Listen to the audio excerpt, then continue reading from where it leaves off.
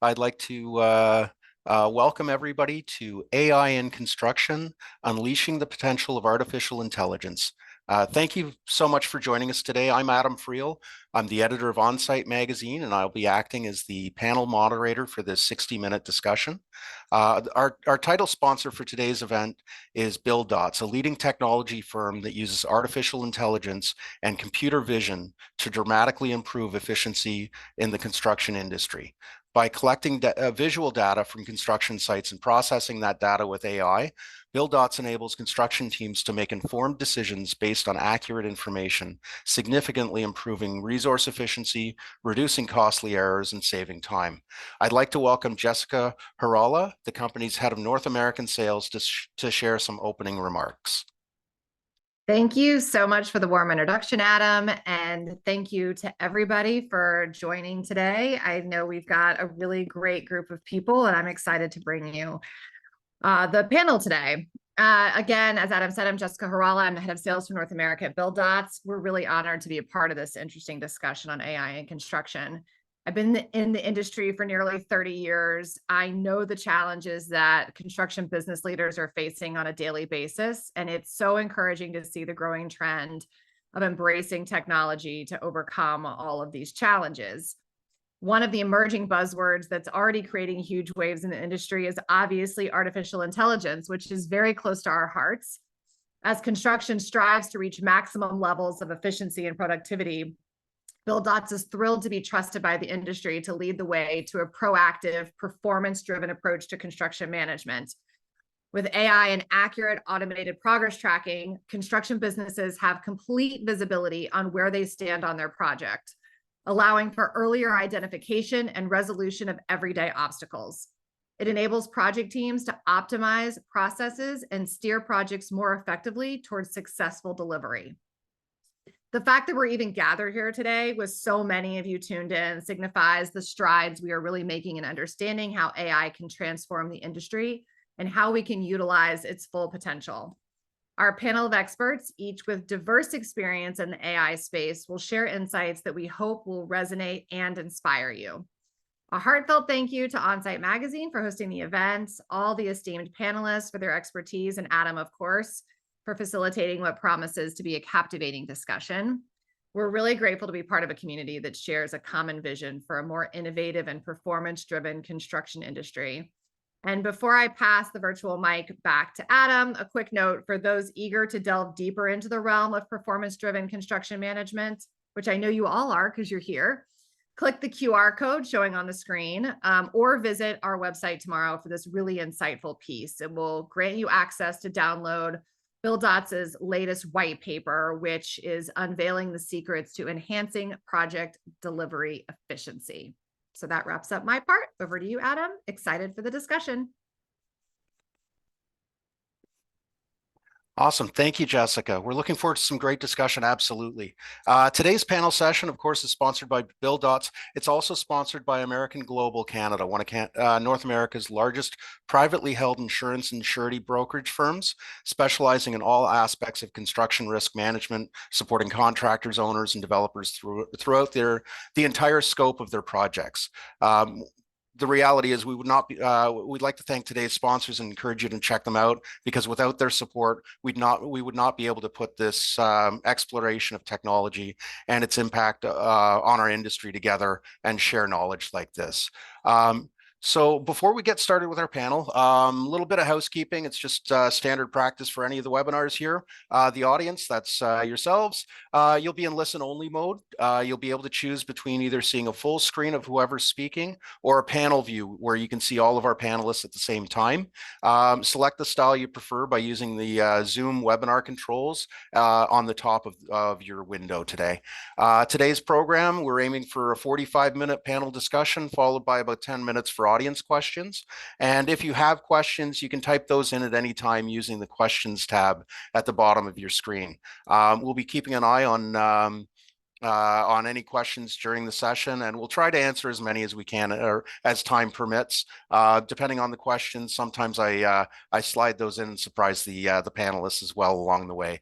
And then if you want to discuss today's event on social media, especially give those thumbs up sort of thing, please use the hashtag OSConstructionAI to share your thoughts. So that's the hashtag or number sign, like I used to call it, OS Construction AI. Um, so as mentioned, today's panel discussion is intended to provide a look at artificial intelligence and how it's already having an impact on Canada's construction industry, some of the potential it holds as it evolves to better suit industry needs, as well as to discuss realistic expectations as companies look to thoughtfully apply the technology. AI can be a game changer, but it's not without its pitfalls. So let's have a frank discussion about the practical application of AI, what it can and cannot do for the world of construction. And to do that, we have we've got great fortune to have some key leaders from some of Canada's leading construction companies joining us to share their experiences with AI. So please join me in welcoming our panelists today. Hamad Chowdhury is the Vice President of Innovation and Construction Technology at Ellis Don Corp. A leader at Ellis Don, his focus is to implement construction technology to offer appropriate and novel solutions to construction problems. So welcome, Hamad. Charles Davis, the Director of Data and Analytics at Modern Niagara Group, brings 30 years of engineering experience to the panel with a focus on operations management and technology integration. Welcome, Charles. Caroline Filion is the Director of Innovation, Research and Development at Pomerleau, where she's head of AXLab, a laboratory dedicated to the research and development of innovative technological solutions. So welcome, Caroline. Bienvenue. Kevin McLean, a principal at Reed Jones Christopherson Limited, or RJC, leads a team of talented engineers who focus on the structural design of many of the largest and most complex structures in Canada. And what's cool with Kevin is that he actually worked with an AI fintech startup while he was completing his MBA. So welcome, Kevin. And then Chris Palmer is Director, Enterprise Intelligence and Security at PCL Business Technology. His teams are responsible for PCL Construction's business intelligence, data management, and data governance programs, as well as cybersecurity. So welcome aboard, Chris. So thank you all for joining us, and I think we might as well just dive right into questions. I think the first one I'll start up with is AI seems to be everywhere, and I would think it could be applied to so many aspects of different aspects of a construction project, from predictive maintenance of machinery to scheduling of labor, contract build and building code analysis of blueprints, BIM models.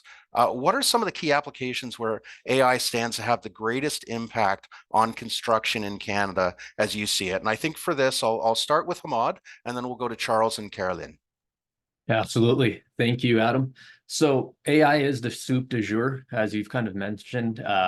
And, it's not kind of that big brother overarching thing that a lot of people are thinking for Minority Report or the Terminator right now. Some of the applications, really, if you think about it, are just crunching a lot of data or automating tasks. So like algorithm-driven kind of things. The more complex use of AI right now and what everyone's kind of racing towards, I think ChatGPT and large language models is what's kind of brought that front and center right now. And so it's very applicable to every aspect of our business. If you think about just traditional IT, the cybersecurity aspect, there's AI tools available now that we didn't have even a couple of years ago that are really helping on that front. You talked about kind of the site side of things. If you look at BIM and VDC, you can use AI to help do things like automated clash detection that we couldn't do before. That was draining a lot of, resources, if you will. And then there's the predictive side of things, right? The net new. Can we use data crunching and machine learning to help create models that let us know, is this project going to be more riskier than another one, or do we have to focus on those aspects? So I would say one size doesn't fit all. It really applies everything from back end to pre-con to pursuits estimating all the way through the handover. And yeah, it's quite a wide topic. So happy to kind of talk about that a little bit. And the key, I guess, application really for me that comes out of AI is the push for digital information to be front and center. I think that's really what it's driven. And yeah, I'd love to hand it over to the next folks. Excellent. Charles, I'll get your view on that. Yeah, certainly. So the way we've been considering AI and how it would hit our corner of the business, which is the specialty trades contractors, is how can we use the tool set to eliminate or reduce the repetitive and mundane? So maybe not necessarily as sexy as what some of the application providers are advertising AI to be used for, but we see there's some real value in that as a tool in the toolkit to help us become much more effective and to free up that time for people to really lean into their specific skills. So we see some opportunities around drawing and BIM analysis, and and then further to that in estimation and takeoff. Are there things that have a very rules-based orientation to it that could be augmented with AI tools? There's definitely opportunity around material purchase, waste reduction. For us, a big thing that we look at is how can we improve our logistics? A lot of these sites where we're working, you've got multiple trades are working there. You have limited set down areas to keep things, and so and we're having tools that can help with the logistics, with the coordination, could reduce the time and effort that really is a lot of manual chasing to get that info.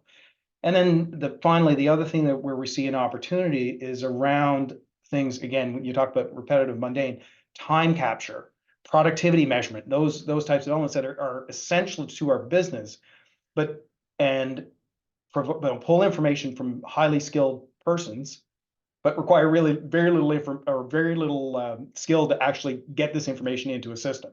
So that's been that's something where we see, okay, there could be something here that could eliminate that time suck on our highly skilled people and put it in a tool that could actually take care of that for us. Awesome, awesome. Thank you. And Carolyn, I'll get your thoughts on this one as well. Yes, thank you. I'd like to add that in the context of the construction industry, which is an industry that produces so much data, is short of manpower, and is proposing also more and more complex projects. There are many opportunities for AI. AI offer a wide range of application that can significantly improve also safety, our efficiency, and the decision-making process. At Formalo, in our application, we see really the greatest impact when day-to-day work is optimized for our team, when we reduce project risk, when we provide relevant real-time information for better decision-making, and also when AI integrates with other technology, such as IoT sensor and also robots. Excellent, thank you. And I think because we're going to have a lot of the opportunity for the entire panel to discuss, instead of hitting everybody and looking at repetition on this, I'll jump in with follow-up questions and that, and encourage everybody this way. So I think what I'd like to ask is, where do things stand in the industry at the moment? Are companies still just investigating the technology? Are some actually using it in some way on their jobs? And I think if you don't mind, maybe looking more broadly than just your own company, but also looking at kind of the general sentiment out there of where things stand. So I think I'll go to Charles first on this one and rotate the opportunities. Yeah, certainly. Thanks, Adam. It's yeah, certainly we're paying quite close attention to what our peers are doing, what our customers are doing, and even if our suppliers are doing some interesting things. And at this point, there's a lot of tire kicking going on, and trying to work your way through what is real and what is marketing. So there's a lot of that is AI to be the savior when maybe it's not quite that, and that we really need to consider how do we best apply the tool. There's a trend overall we see as a shift from our traditional methods of how work is done to data-driven approaches. Particularly, as Carolyn had mentioned, the labor impacts, the workforce impacts that there is daily. There are skilled people that are leaving our organizations collectively all across the country, and with a less of a inbound talent coming in. And even if they are coming in, so many years to get up to speed in terms of skills that we even come anywhere near close to the people that are departing the industry. So across the sector, what we've seen is that the adoption, it's varied. So the investment required makes it a bit prohibitive for many businesses to get involved.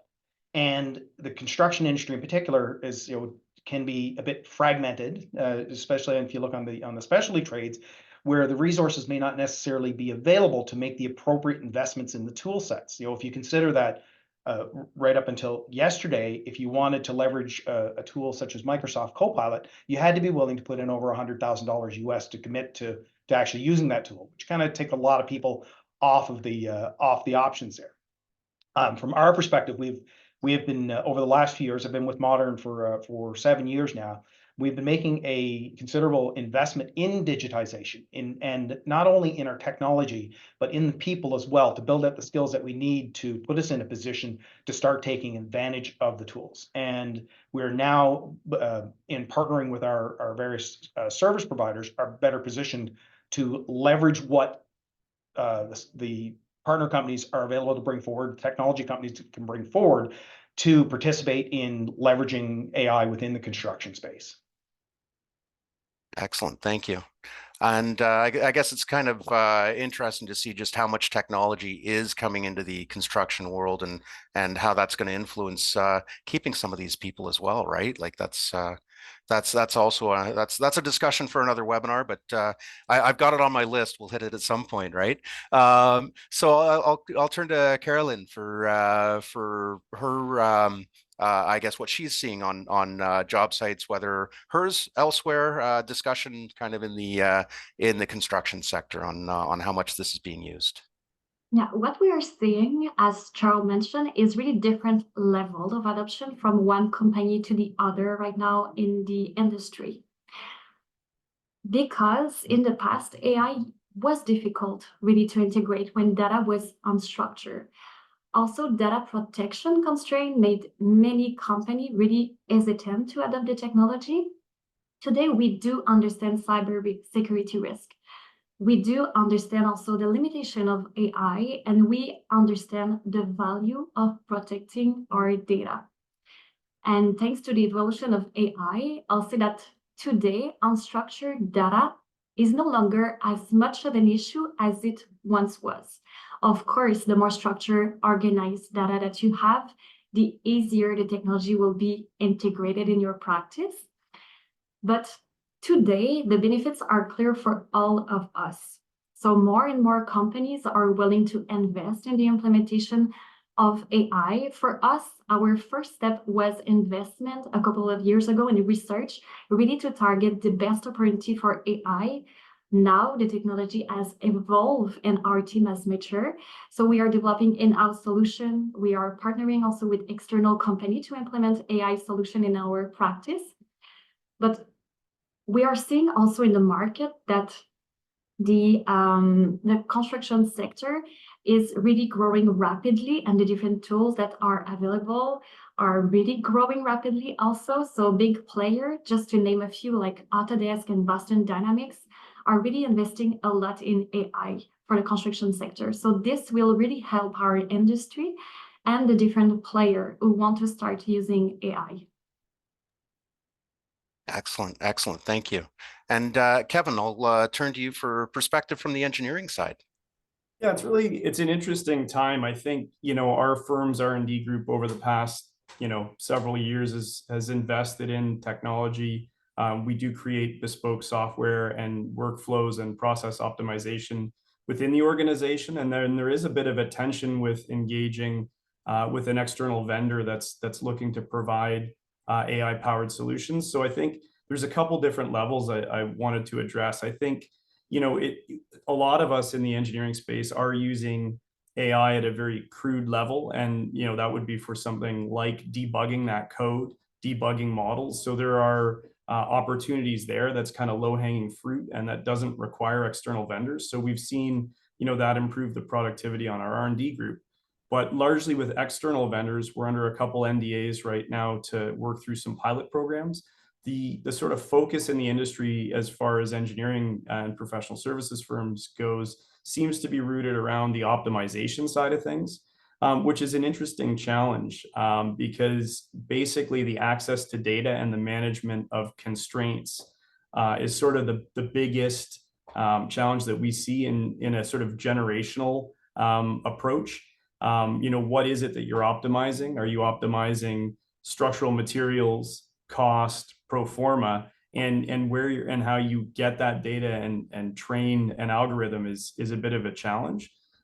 So we actually see that there are a few other opportunities whereby I think Charles kind of mentioned earlier, there is a lot of data that exists, but often it's not in a form that you can use to draw conclusions. So we kind of are looking towards automating basically the creation of databases using drawings and interpreting annotations and visual representations of our work, because ultimately our product is an image that represents a three-dimensional building, and a lot of that is just captured by standard annotations. So there's a number of fronts that we're looking at AI on, and it's kind of, there are different approaches to sort of achieve the same goal, which is to try to provide the most advantageous and optimal design to our clients.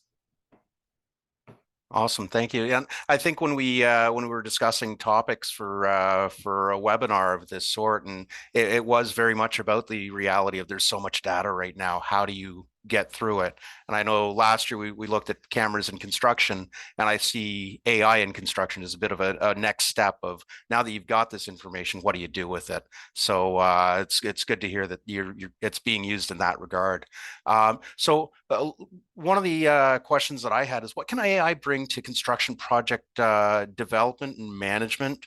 Can we look at that data analysis side of things? How does it impact the next steps on a project, or even say next projects? Because I think one of the things that we're looking at here is it is an evolution of technology, and it's an evolution of an industry, really. So if you don't mind, I'll start with Carolyn for this one. Yes, AI can make, of course, a considerable contribution to the development and management of construction project, and whether it's for the predictability, the design optimization, the risk management, or project management decision making, the possibilities are endless. And again, in the context of our industry, where projects are unique, procurement is difficult to centralize, and labor is in shortage, it is clear that AI can offer many benefits. And integrating AI with other tech, such as IoT sensor that I mentioned earlier, or the BIM model, enable a dynamic and responsive approach to construction project management, where decisions are based on current data rather than a static plan. And after, data can be used and reused to optimize future projects. And this is really the strength to be exploited from AI, to always learn about the past and improve the future. And here I would like maybe also to add that the benefits that we already mentioned, and I just mentioned, for construction project and all its potential, the arrival of AI also has a really important role to play in the quality of the job that we offer to our employee. And AI is, for us now in the construction industry, a tool to support our team and make their daily work really safer and more interesting. Awesome, thank you. Kevin, do you mind sharing a bit more? I really liked what Carolyn said about past to the future. And I think that that's an area that we're really focused on. I think there's a tremendous value in benchmarking and harvesting existing data. And there really aren't a lot of tools that can necessarily achieve that, because in a lot of ways, like I mentioned before, we have a need to interpret graphic content. So, we represent a physical building with graphics and text in our ultimate product, which is, drawings.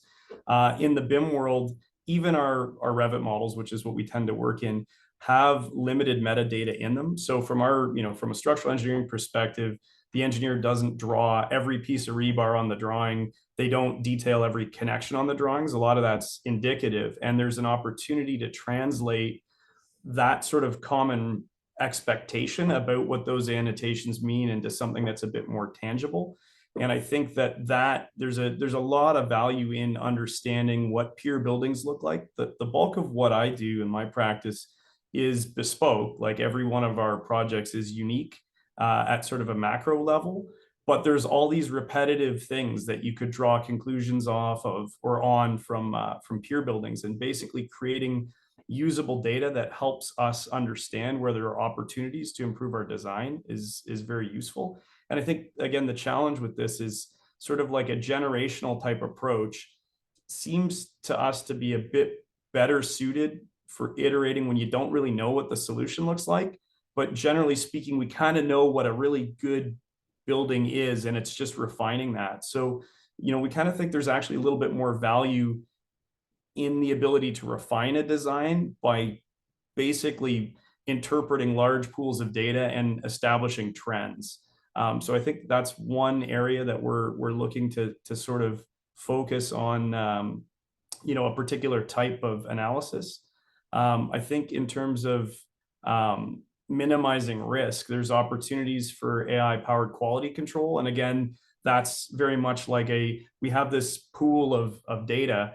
Does what we produce look like, or is it similar enough in certain facets to an expectation that we can help basically train an algorithm to look at? And then obviously the sort of holy grail is the true optimization of the building, and that's running through and having an algorithm make design decisions. But I think that's a long way down the road, and we've kind of inserted ourselves at these key decision points as engineers, because ultimately we're responsible to the public for that design. And until somebody else takes on that risk, then we're ultimately going to have to make a lot of those decisions. Yeah, for sure. And Chris, I'll engage you. Sorry, I feel like it's been a little bit since we've popped over to you, but I promise you've got questions coming. I've got you lined up. But talk to us a little bit on this, the potential for data analysis and how that's impacting projects. Well, I'm actually going to piggyback. I'm humbled to be on a panel with such intelligent and esteemed folks here, because a lot of the things that have already been said really resonate here. Carolyn's comment about past to the future, really at the beginning of this technology and what it's going to do, and I think that Charles in particular really nailed it, where the initial benefit that we're going to get is probably driving basic efficiencies. And then as we continue to develop the technology within our tool set, within our processes, we're going to see the real enhancements come down the road. And so when I think about where AI can help with data analysis, really help with the development and management of a construction project, I think at a more fundamental level about the challenges of our industry as a whole, right? It's rewarding, but it's complex. We have to have good collaboration with multiple parties, from the owner to the contractor to the subcontractors, to the F&M providers, to all those, to the architects, the designers, to all those different sorts of things. And all of that brings me back to something I read 3 or 4 months ago about how AI can turn a knowledge worker into a knowledgeable worker. And so our industry, for us to be successful, requires knowledgeable workers. We have so many intelligent people that through their experience understand the nuances and of that goes into building a structure. And it's more than just the eventual structure that we get. It's everything from the permits and the safety plan to the design, to the drawing, to what's implemented, to the safety, to the quality, to all of those sorts of different sorts of areas. And so how do we free up those knowledgeable people to focus on those critical tasks and make them more effective? And so that's where I see AI as being a tool they can use to help automate more mundane tasks. And then another thing that kind of triggered for me over the last 6 months was I heard an individual, when talking specifically about a large language model, said the key word there is language. And so think of everything that has text, everything that has words, everything that has language in some fashion, and how can you use that technology to enhance it? And when you start looking around what we do, there's so many different opportunities for it to help streamline those activities I was just talking about. You can use it to help review contracts, to point out clauses that perhaps you need to pay some more attention to, look for disagreements between your preferred positions. You can ground the AI against maybe your health and safety plans and use it or to assess your schedule, and then create training plans for the next 3 months based off activities that are occurring on the project site. You can use it to perhaps interrogate some of your own procedures or your own program documents, and then reassess and make sure that your plans are aligning to it. And if there's any discrepancies, or even the basics that we've seen kind of advertised, through the Microsoft and the co-pilots and stuff, like have it record your meeting and generate that list of action items and generate the list of summary and make sure everybody's on the same page, and cut out those 10, 15, 30 minutes of back and forth for the repetitive tasks, to make people, to free up their time, to Charles's point, to focus on what's important and not what's not. Excellent. A lot of good points there for sure. And I think one of the things that, AI in the version that most of us are familiar with is still relatively new. There's a lot of companies that haven't even dipped their toe in yet. So what would be a good starting point for a company that's really yet to look into this technology in any depth? Is it best to just, play with Chat GPT, or should they avoid such a public platform? It's that's the one, of course, you couldn't see a headline for about 3 months where Chat GPT wasn't in it, or perhaps made the headline for all I know. So looking at that, maybe what's a good starting point? Kevin, I'll pick your brain on that one. I think it does depend on the scale of the organization. I think a lot of people in the office have toyed with Chat GPT just to ask it kind of basic framing questions. And in a lot of ways, we get a reasonable answer, but a very large scatter on, what would be reasonable. And an experienced engineer kind of already has a sort of tighter level of refinement. But I think that's an interesting way to kind of just get your toe wet. I think, that same type of technology, we actually have been able to use it, as I mentioned before, in debugging code, looking for opportunities to make in-house software a little bit more efficient and less cumbersome. So that's like just kind of a fun way to sort of to play with an AI powered tool. But I think largely our approach has been to engage with vendors, and the ultimate aim there is to work through some pilot programs to try to integrate their technology with our existing workflows. And I think that's a sort of smaller leap than just getting to this AI powered optimization. I think, we have pain points in the workflows that we've already created and the tools that we've already developed that could benefit from an AI powered tool. I think one of the challenges in discussion with vendors and what we can kind of bring to the table a bit is a little bit of an in-kind investment, where product market fit tends to be a little bit of a challenge. And a lot of the companies that we're speaking to are a little nascent, and they're kind of in the startup phase. And, there's a tendency to focus on the tech and hire developers and data scientists and software engineers. But we think, as a practicing firm, we can actually help look for product market fit and help them establish a bit more of a viable model that kind of addresses our pain points. So that's kind of how we've gone about looking to partner. And I would say that it is, things are still fairly nascent. And I'm the sort of smallest organization on the call, but we are one of, if not the largest sort of specialty structural engineering firm in Canada. And, to be able to devote those resources to something like a pilot program is significant. So I think there is a challenge there for smaller organizations, for sure. Yeah, for sure. Chris, can I get your opinion on yay or nay on Chat GPT and other ways to get the a little bit of experience to build up or build upon? Certainly. I have a few thoughts on this. Number one, in general, yay. I'm a yay to Chat GPT, but doing it in a safe manner.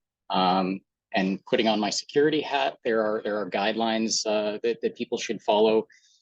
And I guess as a predicate to getting in there, I don't believe that it makes sense for companies to block or ban access to these kind of tools, whether they're with their vendors or some of these public tools. Because the fact of the matter is that people will always find a way to use them, right? They will bypass your technical controls and those sorts of things. So you'd be in a far better position to educate. And so that means, if you haven't already, having a discussion internally around around creating guidance for your folks about how do I safely use generative AI tools or AI tools in general. What are the telltale signs of where you can safely bring data versus where you can't?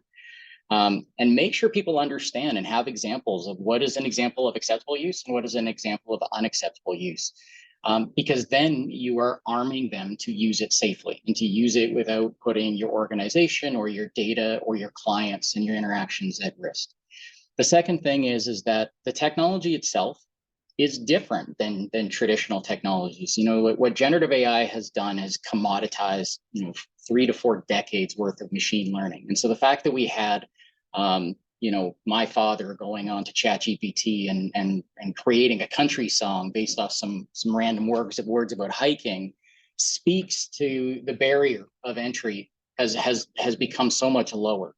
What that also means is that the hype has just gone out the window. And so interacting with that tech though is different. It's you don't interact with it in the same way. And so again, from an education perspective, if you're safely using a ChatGPT and understanding, hey, I get different responses when I provide different prompts, and reading a little bit of the guidance that things like the OpenAI have about how do you use it and how do you refine the type of answer you're looking for? How do you get the result that you're looking for?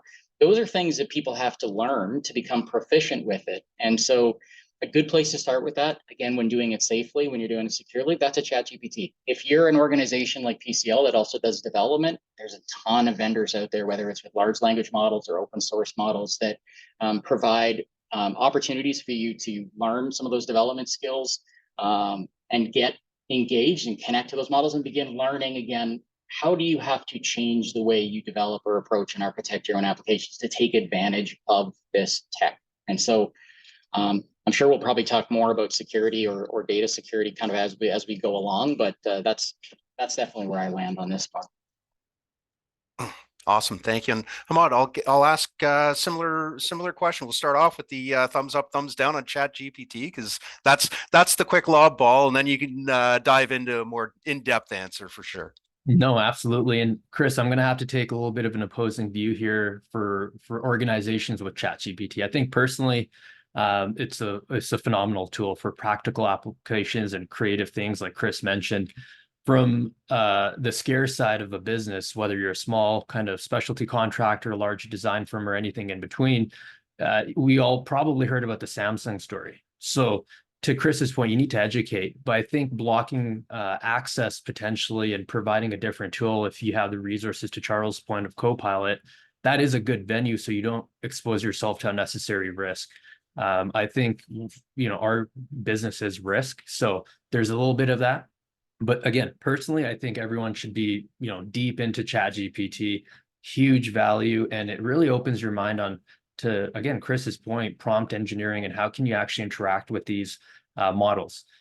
The other side of it, from the practicality and some of the kind of uses right now, if you're a company looking to get in and you want to play with some of this technology, if ChatGPT is going to be your only method, maybe we got to step back and look at what is it domain specifically that you're trying to achieve. And so for some of the examples, if I was Charles, maybe I'd be looking at Patabid, a company that's looking at using AI machine learning to help me with estimation. If I'm an Elaston, I'm looking at companies like Toggle.ai or WorkOrder.ai that can help automate quantities. It's not going to replace it yet, but at least it's getting my feet wet. There's other great examples as well, of course. If you're looking at contracts, which all of us are, there's provision. So get provision is the URL. Or if you're looking at specs, all of us have to create submittal logs on one way or another. Let's look at the link.ai and bring that in. So I think, if you want to jump in, you got to look at what is some of the areas that you want to help yourself with. And if there's nothing that's a big pain point, or as one of my colleagues says, a knife in your neck that you're looking to solve, well, then maybe step back. And again, for Elaston, a shameless plug here, we started a construction technology accelerator program, to Kevin's point, to help companies find product market fit. We've got domain expertise of 75 years. So if you're a startup, you want to do some of that stuff, get together with some of these folks and find that kind of area. So I think that's kind of my size on it. Is ChatGPT is good, but think about your business and what the risk profile is, use it for your own stuff. And then if you can, get your organization on very specific pieces of AI tools. Awesome. And I appreciate the sharing of some of the tools that are available out there. I know some of the questions that I've seen floating through here, people are asking, you know, what are some of the technologies that they should be perhaps looking at if it's not Chat GPT, what's out there to help them, right? So I appreciate that. I will pull a little bit of an audible at the line here. I know we had a little bit of a plan as far as what we're going to try and tackle during this session, but looking at the clock and trying to keep us on schedule, I'm going to skip around a little bit. And I think one of the points that Chris brought up was about security and data and whatnot. So I think you know, I'll dive into that. Is with anything technology, of course, cybersecurity becomes an issue. Security of a company's data. What are some of the best practices to ensure that a company's information or proprietary data is not left out in the open and getting unintentionally shared? Because I think that's been an issue for a number of years now, but it's becoming a bigger issue with AI because AI can reach in and take it off the shelf versus the old days of cyber where you were worried about somebody trying to break in on you. So I'll start with Chris on that, if that's all right. Certainly. And Hamad, no disagreement on my side about the need to use those public tools safely, and that oftentimes the best path forward is to procure a commercial or enterprise grade service. And that does usually require an investment in some fashion in order to make sure that your data is being protected appropriately. But certainly the direction that PCL has had. But at the same time, we've also recognized that we do need to educate. And so we started first on the security side with providing guidance and the creation of a forthcoming policy on how we expect to use generative AI as an organization. And so when it comes to public and non-commercial services, our direction is really clear. You are never to input any PCL data or PCL branded data in any way, shape, or form, regardless of the service. Public services, especially when you're not paying for them, the fact of the matter is that if you're not paying for something, you are the product. And in this case, it is your data that is the product. And so they own the output, anything that's generated. So you certainly need to be mindful about intellectual property. You should never certainly use that output in anything that you're going to share. Also recognize that most of these tools do have the capability, just given the nature of how they work, to have bias or potential discrimination or what looks like hallucinations. And so you always have to review the content. I like to view a lot of these tools, for example, as the power of the first draft when you're using them in a generative state. That's definitely the best way to approach it. Don't assume that it is intelligent, because it isn't. That's just not the way these things work. Where PCL has gone, and where I think most organizations eventually get to, is that the power is usually going against your data. And so for that, if you acknowledge that you don't want to bring your data to these public services, you're going to have to procure your own, whether that's a co-pilot or perhaps a business or an enterprise version of ChatGPT or one of the various other tools that are out there. Ahmad had a great list of some particular applications. The less flashy answer here: you need to read the terms of service and licensing conditions. We do a vendor risk assessment anytime we introduce new technology, and we had to review our assessment and make sure that we are accommodating for what AI was bringing to the table. So that means understanding how is that organization using your data? What are their rights to it? Are they using it for the purpose of any sort of training material or any sort of back-end analytics? Are they influencing the behavior of the service with other customer data that you need to be aware of? What are they grounding it against? Is it just yours? Is it the internet? Is it another data source? You need to understand the intellectual property rights and what you're allowed to do and what you aren't allowed to do. You should certainly do your due diligence with respect to standard technology security. So what are they doing for data segregation, data protection, data management, all of those sorts of things. And that's not the fun part, but if you do that, then you can get into a position where you can now have sources where it is safe to bring your company data, and now you can start using those tools in really creative ways without any sort of risk to the organization. And so that's really one of the very first things that I would start with. And then I'm sure that there's a few other folks on the panel that have a few other ideas that they'll throw out as well. Awesome. Thank you. Yeah, it's funny because we all seem to speed read those contracts that we sign to get free stuff, don't we? But there are a few. There are some warnings in there if you pay attention. I'll ask Charles to give a few comments to that, and then we'll hop into kind of around the horn because I want to leave enough time for some questions, and we've only got about 15 minutes left in the session. So, Charles, if you don't mind, on the cybersecurity front. Yeah, certainly. I would echo Chris's comments around around your security, around considering who you're partnering with when you're using these tools. There is the high cost of low price that can be very problematic if you're not careful about that. As you're getting into it with these things, I would say the most important element is your data governance. So what are you making available? Have you considered even internally what data you're actually willing to put out there? So do you have sensitive data? Do you have confidential data? Is there public information? Is there private information?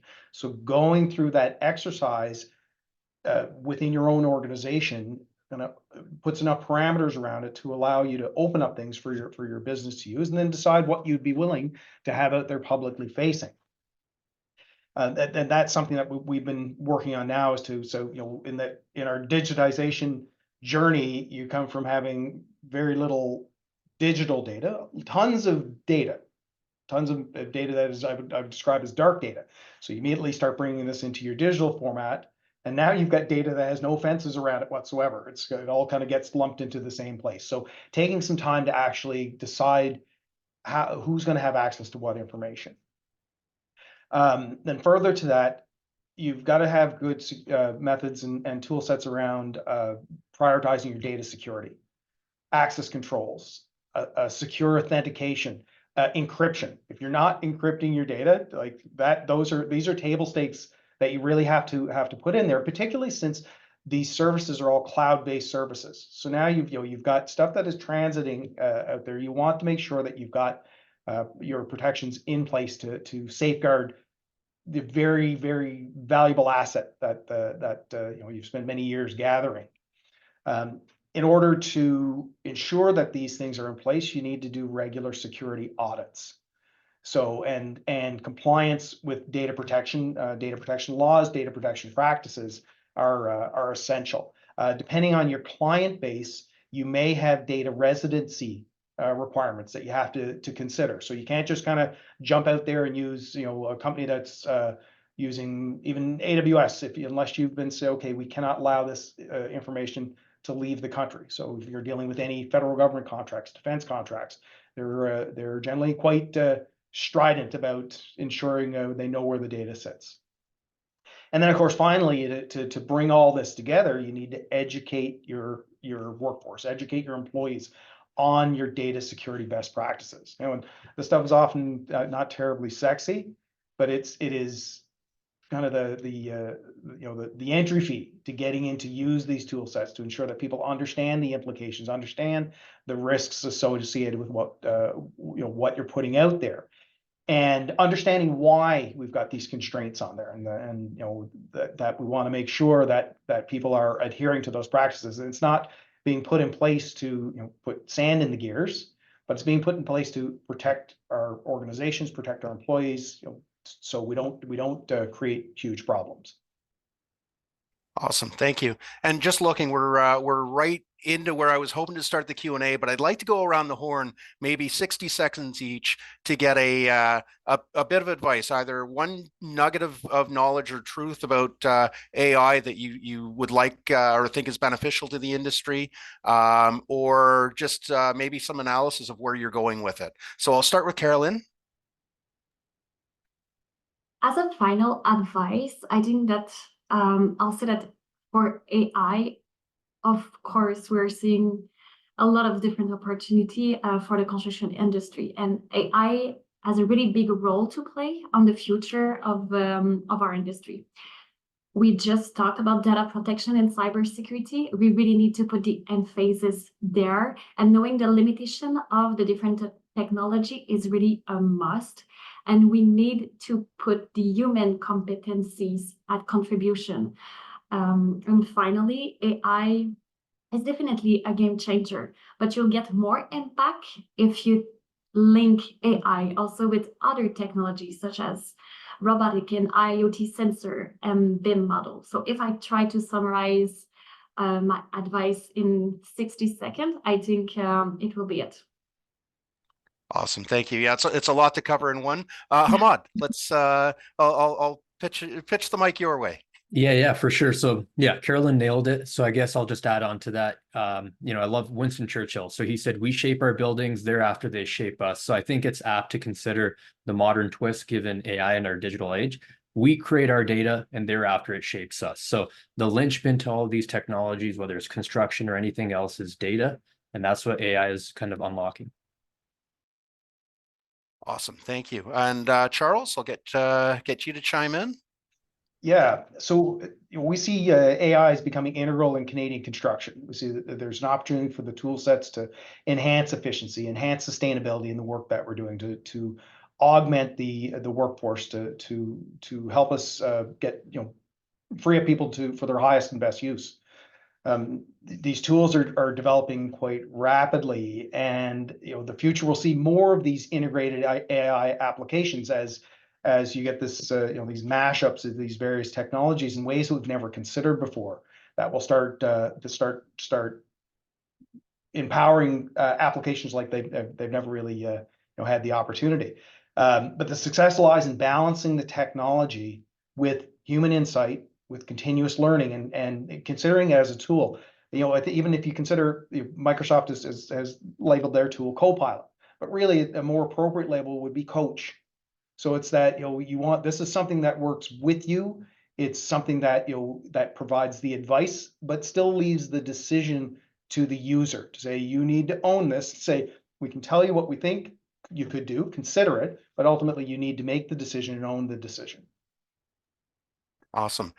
Chris, I'll go your way with this. I love the input on the human element of all this too, and all. There's a lot to this discussion. But Chris, hit me with your thoughts. I'm gonna piggyback off of what Charles said. At the end, right now, the day might come that there's far more intelligence in the solutions that are using artificial intelligence, but today it isn't as intelligent as you think. It is essentially a bunch of math that's producing what it thinks by probability the answer should be. It just so happens that it's right more often than not, but that note that Microsoft's product is called Copilot. That name was intentional by them because it's not intended to replace people. It's not intended to replace us. It is meant to augment us and give us another tool in our tool belt to make us more efficient. And it's really critical we don't take the human out of it. We need to make sure that when you're using these tools, that you're reviewing those outputs, that you make sure that they're accurate and that you're taking advantage of it from the efficiencies that it can bring to your workforce. And not necessarily as a replacement for your workforce. I think there's so much opportunity in that space, but it requires the right mindset. Awesome, thank you. And Kevin, well, last word on this one before we. I'll probably have time for one question, but we'll make it work. Yeah. At the risk of beating a dead horse, I think the decision to the user resonated with me a lot. I mean, AI is not going to solve the garbage in, garbage out paradox. There's lots of data out there. And we sort of see that there's different challenges with that data. There's lots of proprietary data that might be easily handled but hard to get. There's lots of open source data which isn't digital and difficult to use. So at the end of the day, the user has to be very careful about what the data is, what the constraints are, and how the AI goes about going through a workflow. And I think the other thing that just kind of popped into my mind on the topic of hallucinations. I'd be interested to sort of see, looking forward, how changes in market demands and externalities kind of come about through an AI framework. Because at the end of the day, you might be training AI to come up with old school thinking. So I think that there's a lot of interesting topics, but definitely, the user and understanding that they're an integral part of this process is paramount to us. Awesome, thank you. Yeah, it's actually pretty funny with the use of AI. We had a cover not too long ago, and the big telltale. I showed it to my son who's in a graphics program, and he said, "Lo, look at the hands. That'll tell you whether the AI whether it's an AI image or not." And there are some telltale things as you get experience with this that you start to pick off. Oh, that's been generated and that hasn't been.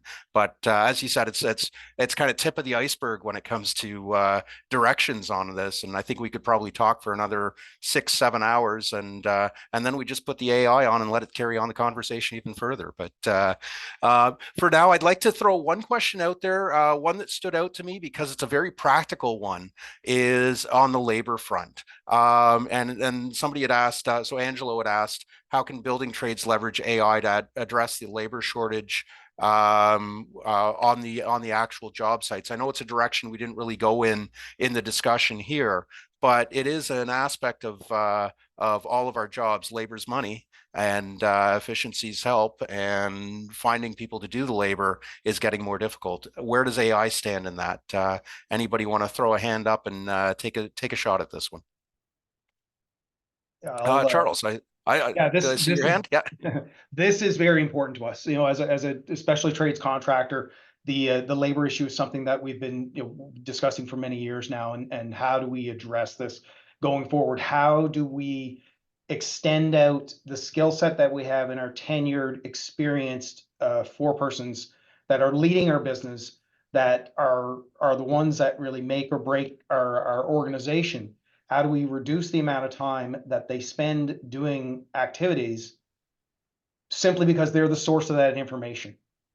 So, you know, this is consideration we've been taking to say, how do we reduce the outcome we would be looking for is that how do we collect the information without requiring that individual to key it in, to call it in, to write it down, like that we see as a you know, a huge opportunity.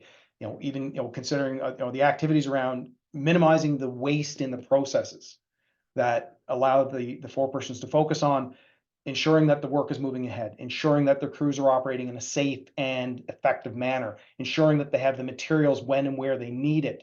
So what are the things that we can put in place to reduce those activities that allow them to come up with the creative solutions, that allow them to get their junior people skilled up in knowing how to actually do the work that they're doing?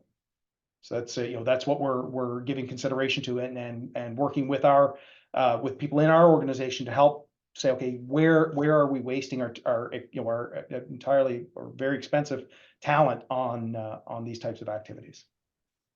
Awesome, thank you. And my apologies. It does look as though we've hit the limits here. We're about 60 seconds out, so I'd just like to take a chance to thank everybody who's taken their time out of their schedules today to attend. We had fantastic attendance for this webinar. There are so many more directions. I've got a whole list of questions, and I love that because as an editor, I'm always looking for story ideas. So thank you everybody who submitted questions. Apologies that we didn't get to a lot of those, but they will influence going forward. I would like to thank our gratitude to express our gratitude to our panelists.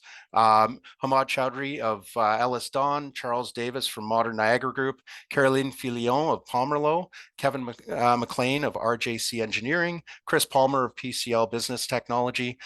These 5 individuals and their companies, they've been gracious enough to make time to help foster discussion about this. And you know, I always have a lot of respect for people who give back to their industries this way. So thank all of you for the discussions. It's been fantastic.